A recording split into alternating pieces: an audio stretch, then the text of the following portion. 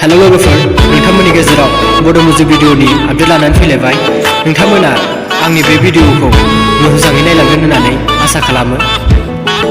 सिमां बादि फैनानै नों फागला खालामबाय, सना नोंखौ बावनो हाया, हो सना नोंखौ बावनो हाया।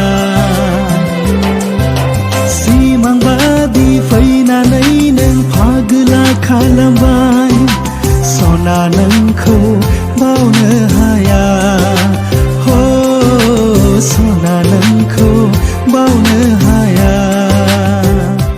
मिउजिक भिडिअ'खौ हिमालया प्रडाक्शन चेनेलाव गिबिसिन मिउजिक भिडिअ' महरै नुनो मोनगोन।